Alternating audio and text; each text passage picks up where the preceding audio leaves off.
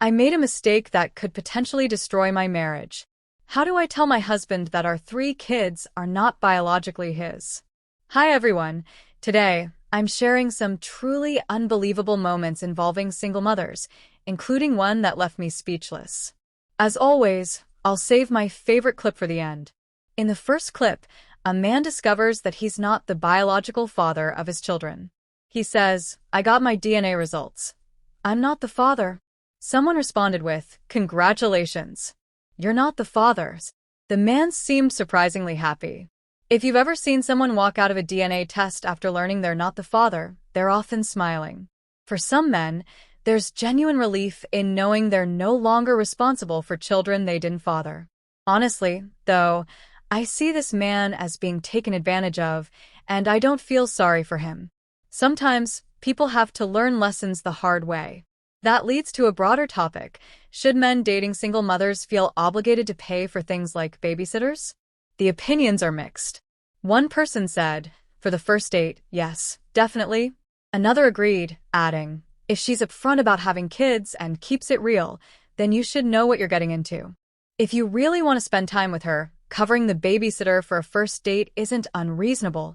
On the other hand, some argue it's not just about the first date. If she constantly says, "I can't go out because of my kids," then you might feel compelled to cover that cost repeatedly if you're serious about seeing her. However, this shouldn't mean a man must assume full responsibility for her children right away. That's unfair. Here's my take. If you're a single father dating someone in a similar situation, it could work. But if she expects you to bear the full financial responsibility for her kids early in the relationship, you may want to reconsider. Her children aren't your obligation at that stage, and there's nothing wrong with setting boundaries.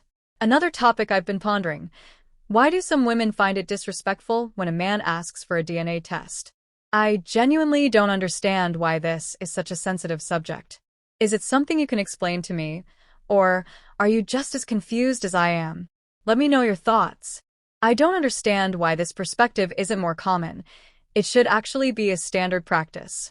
I feel for men raising children without knowing they're not biologically theirs. A DNA test should be mandatory. It's heartbreaking how many men discover the truth much later.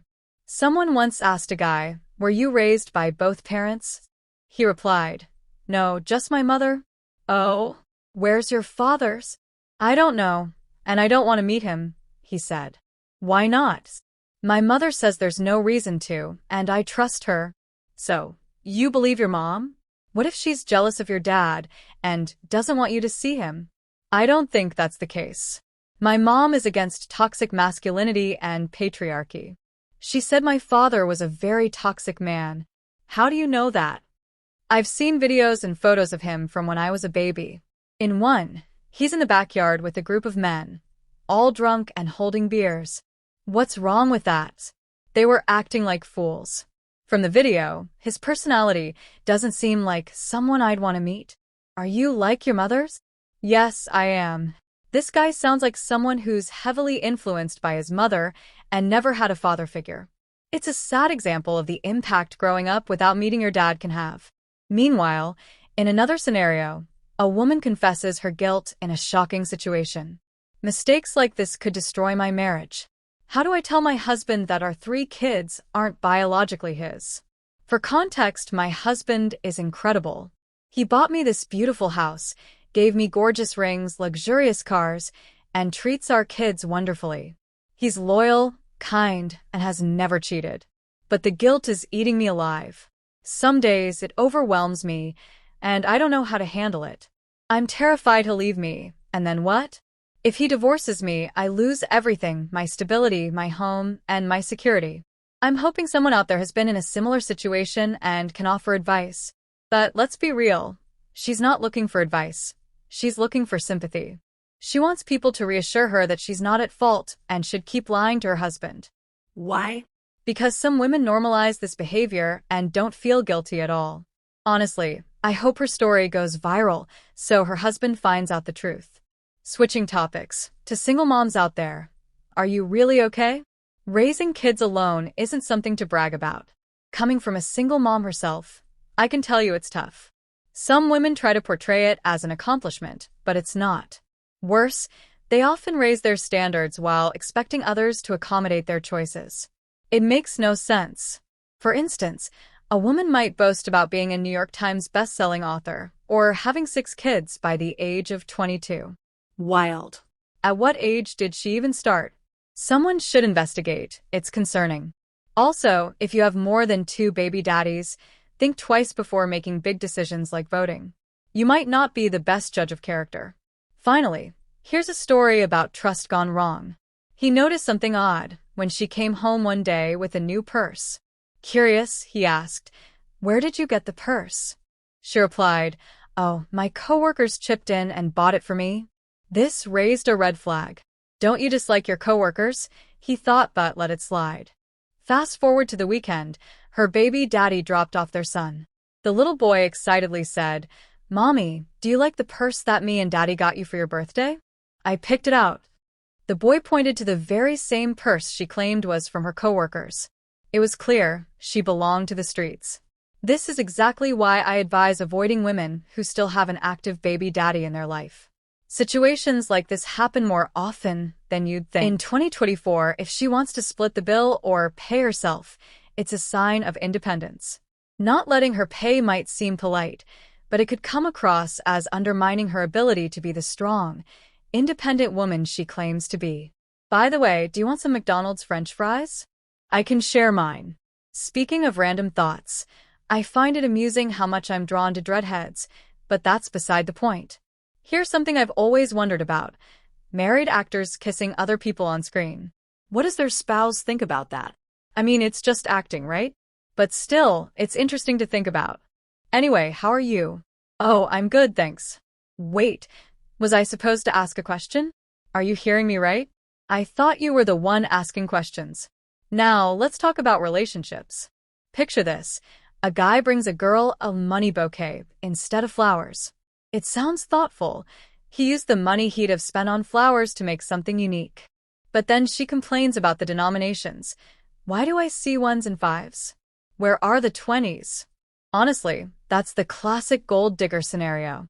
If a woman only cares about money, she'll likely be a financial burden and an emotional drain. Thankfully, more men are recognizing these patterns and avoiding such relationships. Also, isn't it wild when people compare men to bears and say bears are less scary? That's just absurd.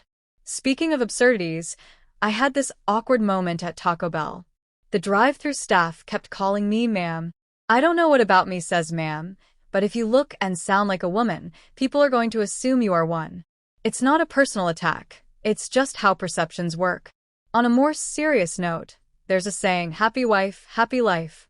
But I believe the truth is this: a happy man is part of God's plan. Guys, always go where you're celebrated, not where you're just tolerated. That said, you first need to celebrate yourself. Your thoughts shape your feelings, feelings become emotions, and emotions create vibrations that attract similar energies. If you're radiating self-celebration, the people who only tolerate you will naturally drift away, and those who truly value you will come closer. Now here's a question to consider. Why hook up with someone you know you'll never marry? It's a fair point. It all depends on intentions. Were you upfront about wanting something casual, or did you lead her on?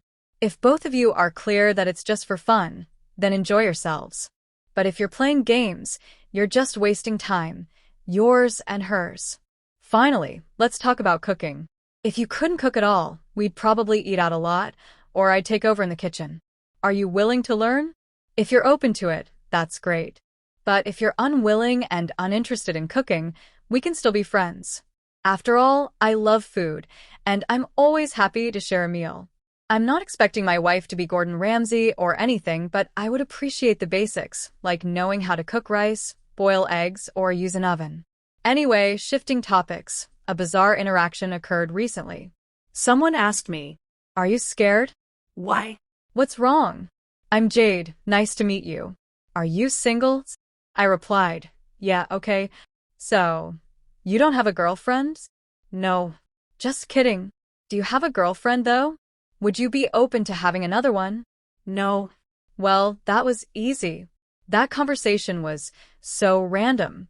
It made me laugh, but I also couldn't help but think about how easily things can escalate, especially since situations like this can go viral and have serious repercussions.